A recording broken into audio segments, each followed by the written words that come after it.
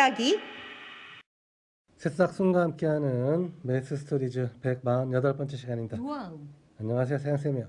안녕하세요, 순이에요. 자, 지난 시간에 우리는 절대부등식 두 번째 네, 산술평균과 기하평균. 기하평균 사이의 관계를 증명도 해봤고 네, 어떻게 활용하는가, 네, 그 다음에 실제로 이제 논술에서 어떤 문제가 출제가 되었었는가 네, 하는 것까지 살펴봤었습니다. 네, 자, 요것이 기하평균이었고요. 네. 이.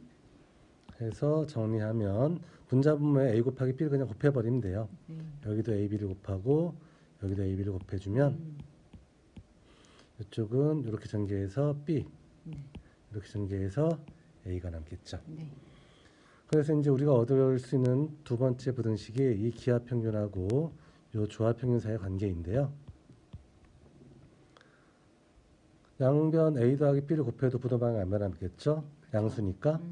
그러면 루트 ab 곱하기 a 더하기 b 2ab 이렇게 될 거고요. 네, ab는 루트 ab 전체의 제곱이랑도 같잖아요. 그렇죠. ab가 양수니까 얘도 양수고 양변 얘로 나누어도 부등방향이 안 변하겠죠. 네, 그리고 양변 2로 나눠주면 결국 2분의 a 더하기 b는 루트 ab보다 크거나 최소한 같다 라는 결론이 얻어지니까 네, 이 경우에도 산술평균하고 기하평균 사이의 관계랑 사실은 똑같은 부등식이다라는 걸 알 수 있습니다. 그래서 산술평균 그리고 기하평균, 조합평균 사이에는 이런 관계가 성립하더라 네, 라는 거죠. 그래서 이제 사실은 지난 시간에 우리가 주로 썼던 게 이제 요것도 많이 써먹으니까 이 식하고 이 식이 같아. 같은 거야 라는 것도 기억해두면 뭐 좋긴 하겠죠. 뭐 잊어버려도 별 상관없고요. 네, 네. 그러면 궁금한 건 이게 두 개일 때만 될까 하는 거겠죠. 세 개일 때는 될까? 그러니까 세 개라는 건 A가 양수, B도 양수, C도 양수일 때 3분의 A 더하기 B 더하기 C 세 개 다 더해서 3으로 나눈 것이 산술평균이고 세 개를 곱했으니까 이번엔 세제곱근 취한 것이 기하평균. 네, 마찬가지로 역수들의 평균에 다시 역수니까 요게 네, 조합평균이 될 것이죠. 네. 여전히 이럴까 하는 거죠. 정말 그런가? 예, 정답은 그러하답니다. 그렇군요. 근데 우리가 그동안에 배웠던 인수분해 공식하고 곱셈 공식을 뭐 외우진 않더라도 만약 익숙하게 알고 있었다 그러면 이 왼쪽 거하고 오른쪽 건 아까도 이야기했듯이 동치기 때문에 네, 왼쪽 것만 증명하면 되잖아요. 네, 그러면 A 더하기 B 더하기 C가 3배의 세제곱근 A, B, C보다 크거나 같다는 걸 보여주면 되는 네. 거고 여기에서 이제 세제곱근 A를 X, 세제곱근 B를 Y, 세제곱근 C를 Z 정도로 치환을 해버리면 네. 이쪽은 X의 세제곱, Y의 세제곱, Z의 세제곱이 되고 요 놈은 XYZ가 되니까 마이너스 3XYZ가 되죠. 요 놈이 언제나 0보다 크거나 같다는 것만 보여주면 끝나는 겁니다. 네. 그런데 많이 보던 시간이니까 예전에 인수분해에서 이야기했었던 것처럼 얘는 X 더하기 Y 더하기 Z의 X의 제곱, Y의 제곱, Z의 제곱 더하기 XY, YZ, ZX 이게 아마 빼기였죠? 예, 빼기. 뭐 기억이 안 나면 다시 해봐도 되고요. 이렇게 인수분해가 되는데 좌변이요. 네, 이 좌변이 이렇게 인수분해가 되는데 당연히 이 X, Y, Z는 다 양수라는 거 바로 알 수 있고 네. 그건 양수고요. 이 부분도 완전 제곱식으로 다 변형할 수 있거든요.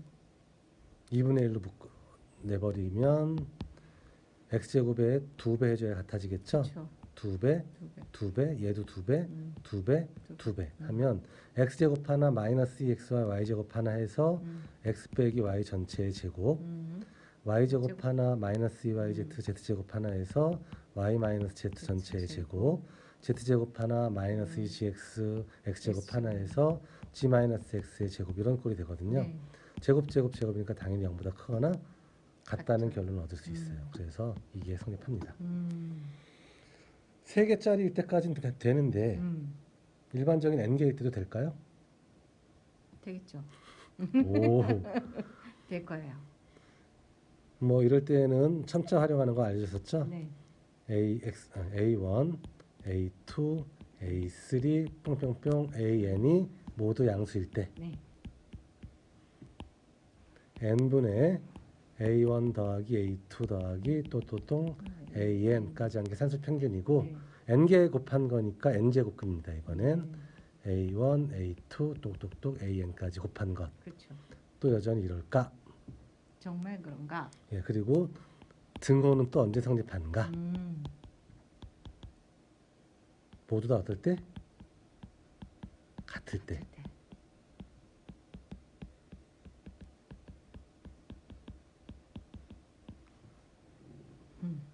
를 보여라 라는 게 한양대학교 기출입니다. 그렇군요. 그것도 일반 이거 자연대는 많이 아니고요. 봤던 문제인 것 같아요. 이거는 제 기억에 예, 아주 오래전 기억이긴 하지만.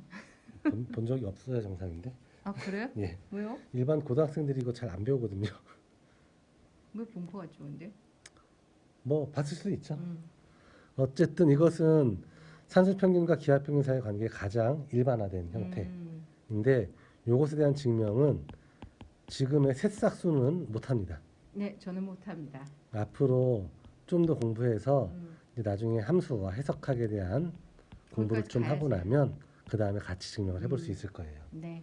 근데 어쨌든 요것까지는 아니더라도 기본적인 2개나 3개 정도까지의 산수평균하고 기하평균 그리고 조합평균 사이의 관계가 절대부등식으로서 늘 성립한다. 네. 조건은 양수들일 때만 그렇다. 네. 그 다음에 등호는 언제만 성립한다. 네. 요까지도 같을 예, 기억하고 있으면 참 좋겠다라는 거죠. 좋겠다. 예, 알겠습니다. 자, 이제 세 번째 음. 절대부등식에서 이제 자주 쓰이는 것.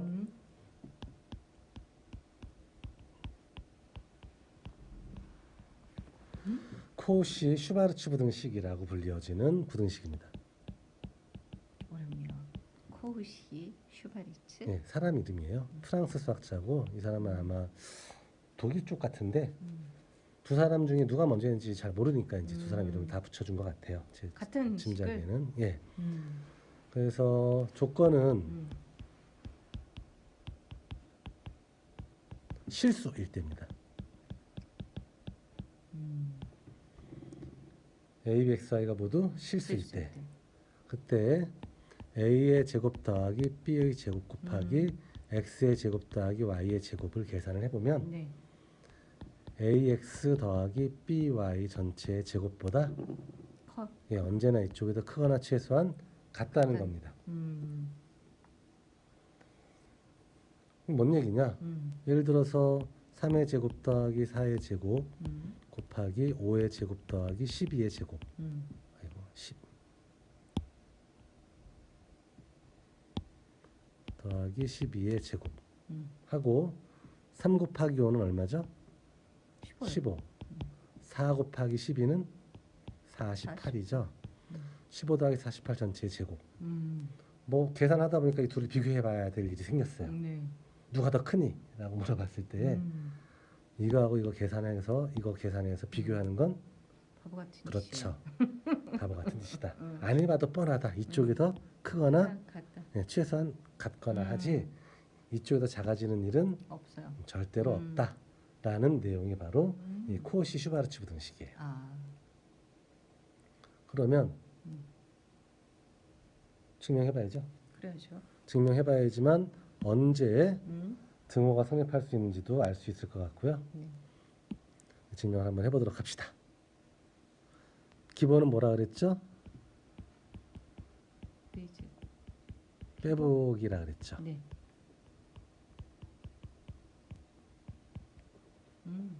좌변의 소변을 뺀 거예요. 해보면 이렇게 전개해주면 a제곱 x의 제곱 전개하면 a제곱 y제곱 이렇게 곱해서 b제곱 x의 제곱 이렇게 곱해서 b제곱 y의 제곱이 되겠죠. 네. 빼기에 요놈은 완전 제곱 전개식에 따라서 a제곱 x의 제곱 2배에 a, b, x, y b의 제곱 y의 제곱이 되겠죠. 네. 그러면 a제곱 x제곱은 똑같은데 뺐으니까 사라질 거고요. b제곱 y제곱도 똑같은데 뺐으니까 사라지겠죠. 그렇겠죠. 그럼 결국 ay의 전체의 제곱 a제곱 y제곱은요. 네. 그 다음에 마이너스 붙여서 풀어내면 마이너스 마이너스 2배의 네. ab xy 더하기 요놈이 bx 전체의 제곱이 되죠. 네. 근데 가만히 보면 ay, bx, ay, bx 결국 이것이 다시 ay 빼기 bx 전체의 제곱하고 같아집니다. 네. 실수라 그랬죠. a, b, x, y는 다. 네. 그러니까 얘도 실수고 실수의 제곱이니까 당연히 0보다 크거나 최소한 같구나 같다. 라는 걸 알 수 있는 거죠. 빼서 0보다 크거나 같으니까 당연히 이쪽이 얘보단 크거나 최소한 같다라는 걸 알 수 있는 겁니다. 네. 그래서 성립한다는 걸 알 수 있죠. 네. 그러면 등호가 성립하기 위해서 같아지기 위해서는 어때야 되냐? AY랑 BX가 같아야 돼요. 같아야죠. 그러니까 그 이야기는 A분의 B하고 X분의 Y도 같아야죠. 같아야 된다는 이야기입니다. 그때에만 등호가 성립할 수 있다. 있어라는 걸 이야기해 주는 겁니다. 이렇게 해서 코시 슈바르츠 부등식도 절대로 실수라는 조건 하에서는 무조건 성립하는구나. 그럼 얘도 산술평균하고 기하평균 사이의 관계에 봤던 것처럼 a제곱 더하기 b제곱 더하기 c의 제곱하고 x의 제곱 더하기 y제곱 더하기 z의 제곱의 곱은 안에 꺾기를 곱한 것 ax, by, cz, cg의 전체 제곱보다 여전히 크거나 같을까? 같을까? 예. 의문. 그렇죠. 정답은 같겠죠. 예, 같다입니다. 네. 이게 3개짜리가 끝이 아니라 일반적인 4개, 5개, n개까지 다 성립하는 겁니다. 네. 그리고 등호는 언제만 성립하냐 하면 아까 이거 좀 바꿔볼게요. 얘랑 똑같은 식이 여기서 얻어질 수 있는 게 a분의 x랑 b분의 y랑 같다. 이렇게 그렇죠. 바꿔도 되거든요. 그러니까 마찬가지입니다. a분의 x랑 b분의 y랑 c분의 g까지가 같을 때에만 모두 같아질 때에만 등호가 성립할 수 있다라는 겁니다. 그래서 이것도 최대값이라든지 최소값 같은 거 찾을 때 굉장히 자주 등장하는. 그러니까 결국에 이런 부등식의 문제들도 핵심은 뭐냐면 주어진 부등식을 만족시키는 미지수의 범위를 찾는 것이기도 하지만 특정한 주어진 조건 하에서